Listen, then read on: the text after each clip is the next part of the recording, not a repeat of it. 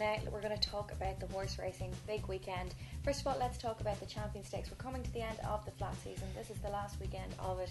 How's the betting looking? We've got the likes of Fame and Glory and Sariska running, so they're sure to draw in the viewers and the punters. Yeah, it certainly is, Nicola. Look, first of all, I think it's great to see the Stars has been retired on top. 6 Group 1s, fair play to him, John Knox, everyone concerned. Aidan O'Brien and Team Ballydoyle will be absolutely delighted that they don't have to face See the Stars again anymore this year. Fame and Glory shot straight favourite. Absolutely favourite. I mean, listen, it's over a mile and a quarter. He finished second over a mile and a quarter to See the Stars in the Irish Champion Stakes. Had a little bit of trouble in running in the arc where he finished 6th. Now 6th might sound miles back, but it wasn't. It was only 3.5-4 lengths. He's up against a field here that he should annihilate, to be perfectly honest. Sariska, I think her participation will be in doubt. She likes a little bit of give in the ground. Whether she runs, I don't know. We'll have to wait until the 48-hour declaration stage on Thursday. But I think Fame and Glory is an absolute certainty here.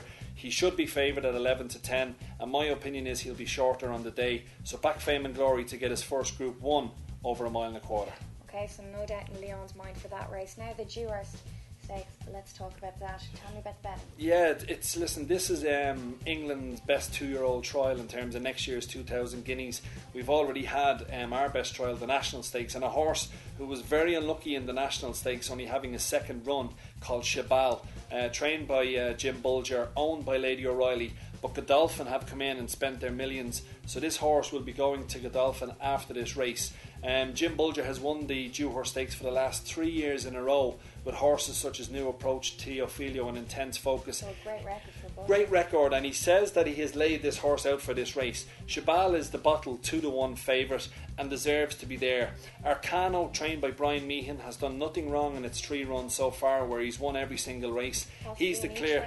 Well, he's the second favourite at 7-2, so it might be a little bit short. The horse that I'm interested in is Steinbeck. From Ballydoyle, was very impressive on his only run of his life as a 2-year-old in May. Got a little bit of an injury and has been off the track since. Now, in order for this horse to come back and run in a Group 1 like this, you would have to presume that they think this horse is a little bit special. He's in there around about 14-1 for next year's 2,000 guineas. If he was to run an extremely good race here, there's no doubt his price will shorten. He's a 9-2 shot at the moment. For me, I'm looking for a bit of value in this race, and it has to be Steinbeck each way at 9-2. Shabal is good, but I just have a feeling that this Steinbeck could be really, really special. Okay, thanks, Leon. Let's talk about the football first of all. Now, there's no major matches that stand out, but probably the big one is Chelsea-Aston Villa. Martin O'Neill's side have done very well. Chelsea are travelling to Villa Park, so Villa have the advantage there. But Chelsea have been brilliant. They've only lost 1 game so far this season. How do you think this is going to fare out? Yeah, Chelsea have been very good. They're league leaders. They bounced back after that defeat and they hammered Liverpool at home 2-0. Aston Villa are going along very, very nicely. They got a good point at home against Manchester City and lucky not to get the whole 3. How does the betting shape up? No surprise, Chelsea are clear favourites, 5-4 on.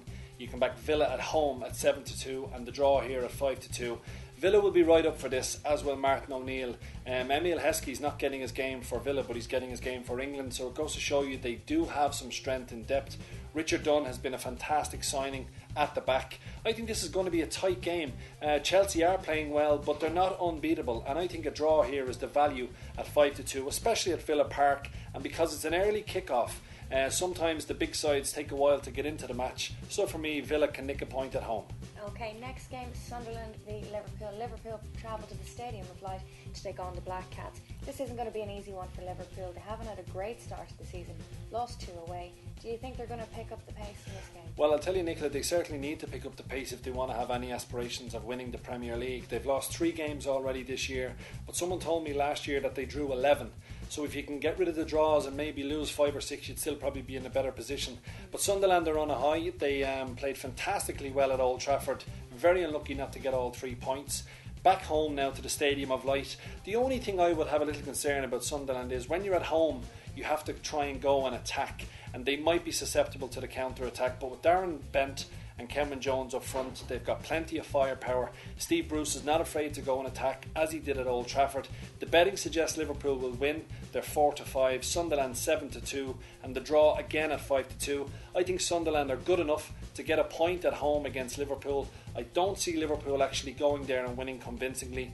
It needed a late Torres goal last year to get all 3 points. I would say a draw at 5-2. Okay, what about Darren Bent at 7-1? Yeah, listen, that represents great value because Bent is scoring goals. He's always done it. He's done it at Charlton. He's done it at Spurs when he started. He is a goal scorer. I wouldn't put anybody off having a bet on Bent at 7-1, especially with the doubts around Torres. Okay, moving away from the big four now, let's talk about some of the other teams. Blackburn take on Burnley, or the other way around. Burnley are travelling to Blackburn.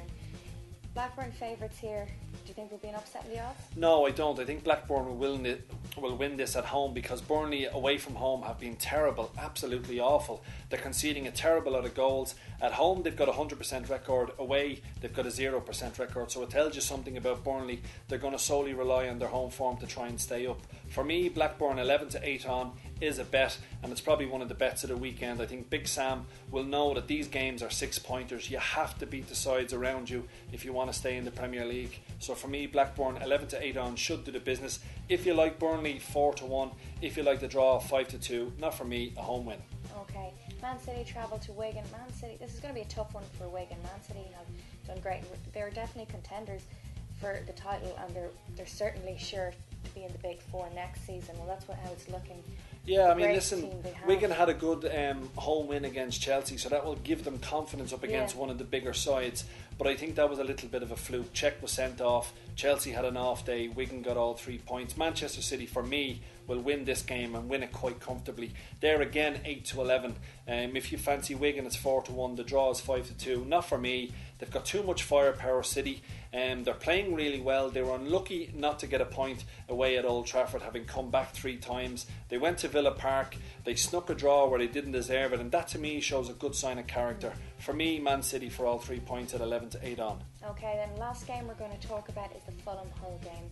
How does the betting look for that, Leon? Yeah, Fulham at home, 6-4 on. No surprise here. Hull will be relegated. I'm sorry, but that's the way it's going to be. They just don't have the squad. Yeah. Last year they were blessed to stay up. They got one of the best starts ever of any promoted side. In the back end of last season, they had 1 win out of 19 matches. That's not good enough. If you fancy Hull, 4-1. The draw, 11-4. Fulham all the way for me in Monday night's game at 6-4 on.